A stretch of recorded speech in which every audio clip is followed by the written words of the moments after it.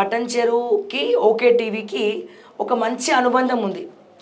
And ఇప్పుడు ఈ subject మీద ఈ పుస్తకం మీద ఇంటర్వ్యూ చేయడం అనేది నేను ఒక అదృష్టంగా భావిస్తా.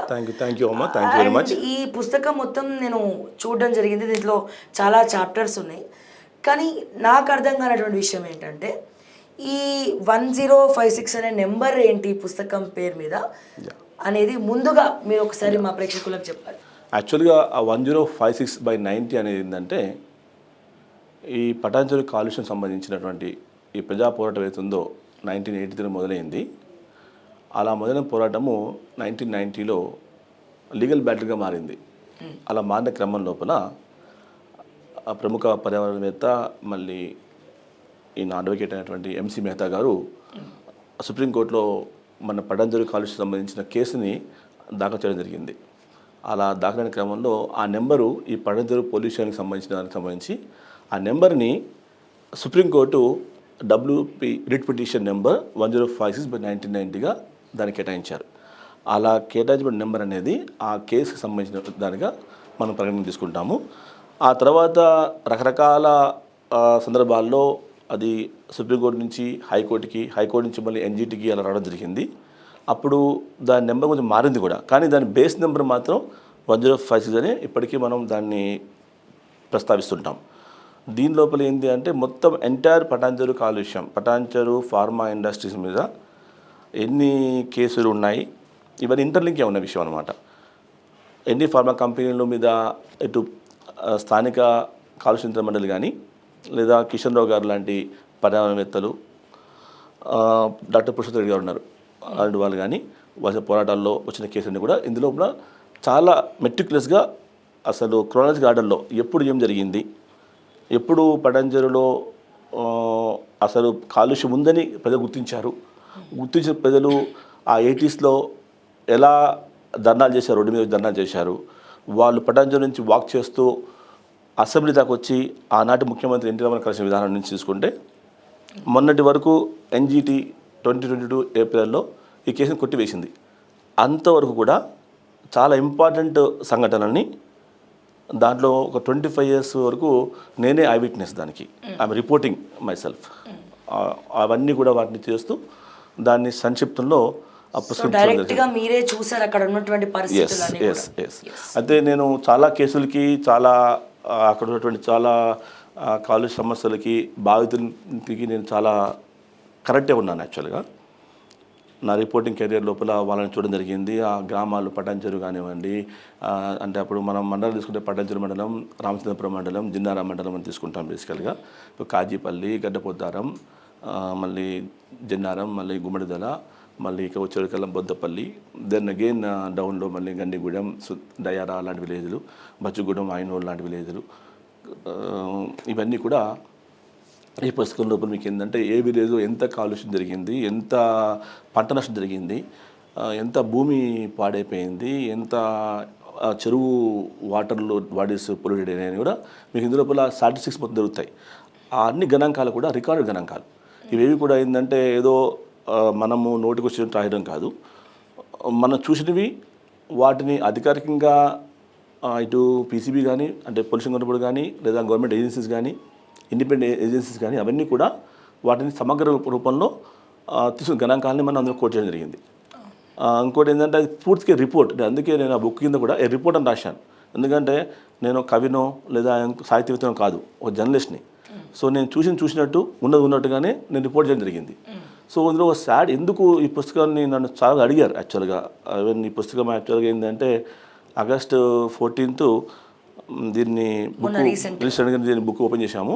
దీన్ని మా గురువు గారు అరగోప గారు ఓపెన్ చేశారు పుస్తకాన్ని. చేసినప్పుడు కూడా చాలామంది అడిగినప్పుడు నేను ఆ రోజు నేను చెప్పడం జరిగింది సభాముఖంగానే, ఏంటంటే ఎందుకు ఈ బుక్ తీసుకొచ్చారు ఇప్పుడు యాక్చువల్గా అంటే, ఇంతవరకు కాలుష్యం సంబంధించిన పోరాటాలు భారతదేశంలో జరిగాయి అంటే ఇంత లాంగ్ బ్యాటిల్ జరిగింది ఈ కేసు ఒకటే, పటాన్చెరు పొల్యూషన్ ఒకటే. ఇన్ని 40 years లాంగ్ బ్యాటిల్. కానీ ఇంత జరుగుతుంది అన్నది కూడా రికార్డ్స్లో లేదు, ఎవరికి తెలీదు.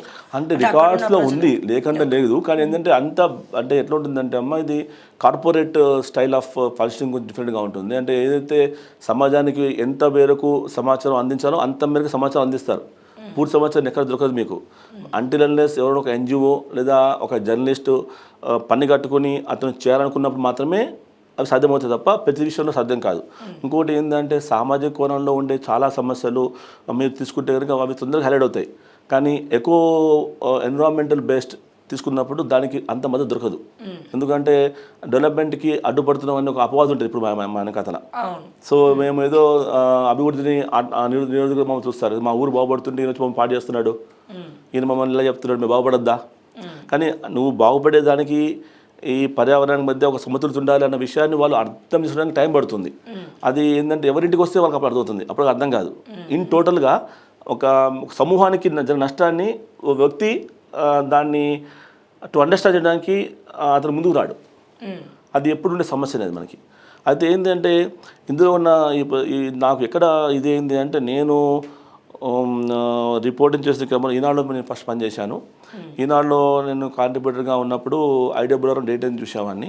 అలా చూసిన క్రమంలో నేను మొట్టమొదటిసారి ఆ ప్రాంతంకి వెళ్ళాను 2000లో. వెళ్ళినప్పుడు నాది బ్యాక్గ్రౌండ్ యాక్చువల్లీ ఆదిలాబాద్. నాది మా పూర్వీకులు ఆంధ్ర, కానీ మేము ఆదిలాబాద్లో పుట్టి పెరిగి చదువుకున్నామంతా. నిజాం కాలేజ్ నా గ్రాడ్యుయేషన్ అయింది. ఆ తర్వాత నేను ఇక్కడ రిపోర్టింగ్ వచ్చినప్పుడు ఏంటంటే అక్కడ ఆదిలాబాద్లో నేను పచ్చని వాతావరణం అడవులు చూసిన వాడిని సడన్గా ఇక్కడ వచ్చి ఇట్లా చూస్తే ఏంది అన్ని చెరువులు మొత్తం రంగు మారి ఉన్నాయి. తర్వాత ఇక్కడ పంట పొలాలన్నీ బీడుపోయి ఉన్నాయి. తర్వాత పశువులు చనిపోతున్నాయని చెప్తున్నారు. అవన్నీ కొంచెం నాకేమైందంటే కొంచెం నేను గ్రామీణ వాతావరణం వచ్చాను, దట్టు ఆదిలాబాద్ లాంటి పచ్చని వాతావరణం వచ్చాను, అది సిటీ నుంచి వచ్చాను. అక్కడ అయినా మాకు చుట్టూ మామూలు అడవులు ఉంటాయి. నాకు ఏంటంటే తొందరగా కనెక్ట్ అయ్యాను. నేను కనెక్ట్ అయ్యిందంటే రియాక్ట్ అయ్యాను, ఎమోషనల్గా కనెక్ట్ అయ్యాను, రియాక్ట్ అయ్యి నేను అప్పుడు కొంచెం ప్రతి విధి రిపోర్ట్ చేసేవాడిని. అప్పుడు ఒక ఇండస్ట్రీ నుంచి ఒక ఎఫ్లెట్ బయటకు వచ్చింది, వ్యర్థ సంజరాలు బయటకు వచ్చాయి, ఒక ఆవో గేదె నీళ్ళు తాగి చనిపోయింది. అది చిన్న బిట్టే కానీ రాసేవాడిని. అలా ప్రతిదీ రాస్తున్న క్రమంలో ఈనాడు వాళ్ళు చాలా ఎంకరేజ్ చేసేవారు. ఈనాడులో విష్ణు గారు ఉండేవారు డెస్క్ ఇన్ఛార్జ్గా, గంగన్ గారు అని చెప్పి మా సభ్యుడు ఉండేవారు. వాళ్ళు ఎంకరేజ్ చేస్తే ఒక స్టేజ్లో ఈనాడు వాళ్ళు ఏం చేశారంటే దీని పటాన్చెరు వ్యతిరేక పోరాటంగా మేము ఒక ఉద్యమం చేశాం. ఒక 1 month క్యాంపెయిన్ చేసి ఈనాడులో. అప్పుడు ఇది 2003-2004 విక్కీ ఫంక్షన్ అని చెప్పి చంద్రనగర్లో పెద్ద సభ పెట్టాం. అన్ని 22 విలేజెస్ గ్రామ సభ్యులు వచ్చారు, పంచాయత్ సభ్యులు వచ్చారు, గ్రామస్తులు వచ్చారు, బాధితులు వచ్చారు.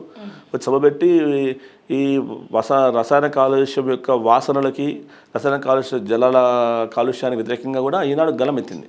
గలమెత్తిన తర్వాత కొంత మేరకు అప్పుడు కొంచెం కంట్రోల్ అయ్యింది. ఆ తర్వాత మళ్ళీ నేను ఈ కాలక్రమంలో మళ్ళీ again I came back to Andhra Jyothi.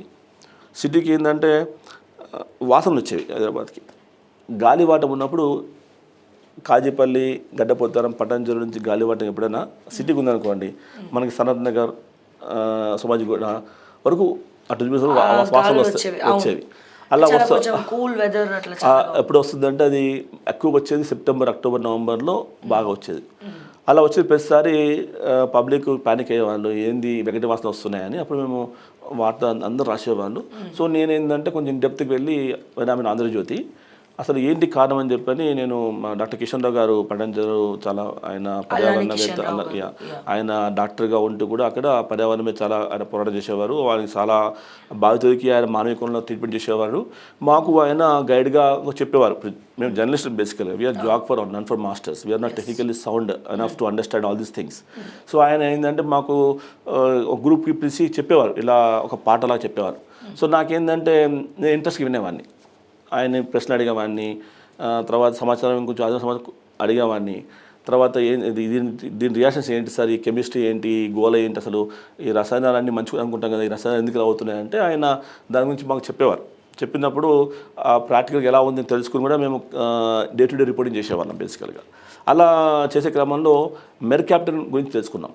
ఈ పటాన్చెరుకి యాక్చువల్గా సమస్య, పటాన్చెరు ఏది ఇండస్ట్రీస్ ఉన్నాయో అందులో అక్కడ ఉన్నటువంటి కాజీపల్లిలో ఉన్నటువంటి ఎస్ఎంఎస్ ఫార్మాస్యూటికల్స్ అండ్ సరాకా అనే గడ్డబద్దరం ఫార్మా ఇండస్ట్రీ, 2 ఇండస్ట్రీ నుంచి వచ్చే రాయల్టీడిన్ ప్రొడక్ట్ వల్ల మెర్కాప్టన్ వస్తుంది. ఆ మెర్కాప్టన్ అనేది వాయువు అనేది అది 30-40 కిలోమీటర్స్ అనేది ట్రావెల్ చేస్తుంది.